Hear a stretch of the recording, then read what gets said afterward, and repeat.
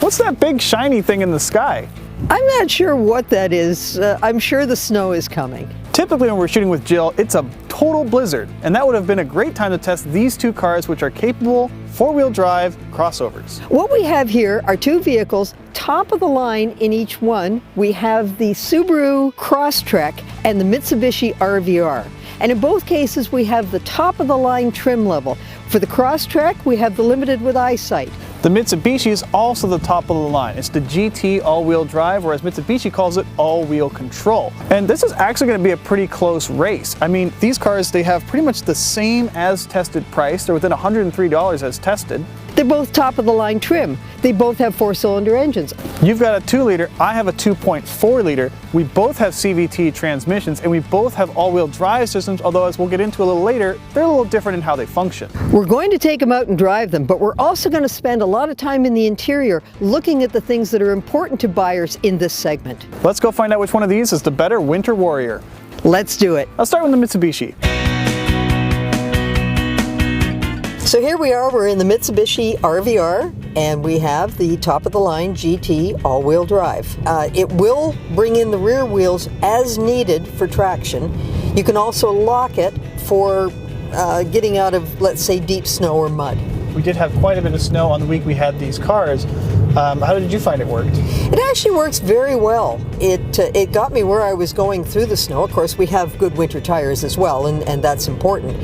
I really don't see it as being inferior to the Subaru system that runs all the time. It's just a little different, and you better make sure you remember to press the button if you're going through some tough stuff. Now, the one thing with keeping it in front-wheel drive is that normally you get better fuel economy with that. But this is a thirstier vehicle. It does have a bigger engine, 2.4 liters versus the Subaru's 2.0, and it does make a little bit more power. It's not a huge difference that you're going to feel behind the wheel, but it's a really big fuel economy difference. When you're in a vehicle like this, fuel economy is a major factor. You know what else is a major factor is backseat comfort in a vehicle like this. These are not long sedans, of course. There's going to be some compromises in seating room. However, I stand a towering 5'8", and I could not fit in the back seat without my head scrunched into the ceiling. I find this to be a noisier vehicle. I'm hearing a lot of bumps, I'm hearing a lot of road noise. It's almost a little echoey and tinny inside. And it just generally seems, I don't know what to say, a less insulated vehicle than the Subaru. I find that just driving along, it is a bit noisier inside. I'm listening to music a little louder than I have to in the Subaru. So the interior is basic, which has advantages and disadvantages. The advantage is that all this is knob-based, which I love. I have a volume knob, a tuning knob, it's a knob for temperature and for blower settings. But what's some of the downsides of having such a basic interior? Well, it does look basic, and if we were in the base model, that'd be one thing, but we're in a model that's pushing $34,000. There's a lot of black plastic. It could look a little bit better. We have this nice panoramic sunroof, which kind of helps it feel a bit more airy, but it's just a sea of black in here. It's very dark. The one thing I might have done is put that four-wheel drive button somewhere else, because it's in the middle of the console, nothing else is there. That's a place that we could have put even more stuff. This is a very basic multimedia system. It doesn't feel like a new model. It feels like something that's been around for a while, even though we're driving a 2020. And I think honestly at this price point, lacking navigation on the fully loaded model, that's a miss. That is a miss. So now we've been in the Mitsubishi, let's go drive the Subaru. And now we are in the Subaru Crosstrek Limited with Eyesight. And Eyesight is a camera that's over the windshield, and what it's doing is it's looking forward and activating such things as the active cruise control, the emergency braking, and other safety technologies. Well, that's one of the interesting things, that this car has active cruise control. So, of course, you can set it at 60 and it'll ride up against a car doing 55 and you're okay. Whereas the Mitsubishi does not. And the other thing is I love that we have nav. However, One thing I don't like about this screen is that if the sun is behind you, the glare on it is bad enough that you can't see. On the positive side, I love that we have hard buttons again for all of our commonly used functions. Large knobs, push buttons, everything's easy to use. The other thing I'd like to point out is that this cabin is just generally really nice. I like this contrasting orange stitching they have throughout the cabin. There's little bits of aluminum bright work. It really breaks everything up, and I think it looks really good. It looks closer to the price that you're paying for this vehicle. Yes, it's a very attractive interior, and I also like that they've chosen to use a lighter color on the top half of the interior of the headliner. It's just feels a bit more spacious, and I think the dimensions back that up. This car is a little bit wider. It is, but I will say this, I think the Mitsubishi seats are more comfortable than this. I find this just a little bit hard and not quite as supportive on my back.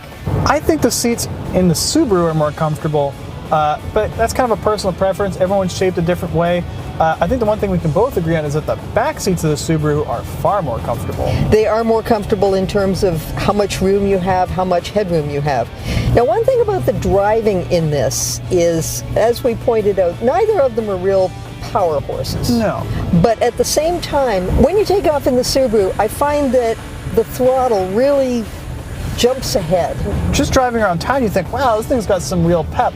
And it's positive from that angle, but the downside is that it means you kind of leave a lot of intersections like, and in other regards, the Subaru is very smooth. It's quieter than the Mitsubishi. We're driving over these bumps and you don't hear or feel them as much as you do in the Mitsubishi. It just feels like a better insulated car all around. It does.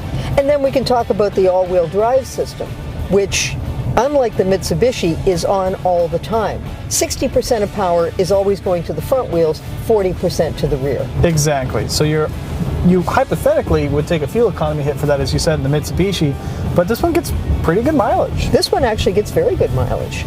Now, as far as cargo volume goes, the Subaru has more cargo volume than the Mitsubishi does, and then the Subaru has even more space when you put the back seats down. But I will say this, they all fold flat. All right, well, now we've driven both cars. I think it's time for us to stand out there in the cold and weigh the pros and cons of each and find a winner. You think so? What, you got a better idea? I sure do. Sure is cold out there. Oh, it's awful. So, do you think we've reached a conclusion between our two SUVs? I think we have. We still have a pretty close race on our hands because they both started out at about the same price. These cars both have about $10,000 in options if you think about it. Both these cars have a base price of $22,000, $24,000 or so. Both cars pretty close in terms of, power. Really, for a commuter vehicle, you're not going to really notice a big difference. I think the biggest place in which these two cars stand apart is the interior accoutrement. I think that the Subaru looks better inside. It has adaptive cruise control. It also has navigation, which the Mitsubishi does not have. These are all things that I really think people are going to want and expect at $35,000. And I think the other thing is that you like the seats of the Mitsubishi better. I prefer the Subaru, but we both realize that there's more rear seat room in the Subaru. I think if you add it all up, you have a quieter overall driving experience. You have more interior amenities in terms of navigation. It's a nicer interior and you have more room in the back seat. I think I have to give my vote to the Subaru. And overall, I think I have to give my vote to the Subaru as well. And that's the one that we're crowning in this particular competition. For driving.ca, he's Clayton Seams. And she's Jill McIntosh. And don't forget to tell us in the comments what we should compare next. Cheers. Cheers. Maybe we should compare hot chocolate to tea next time. Ooh, there's a thought.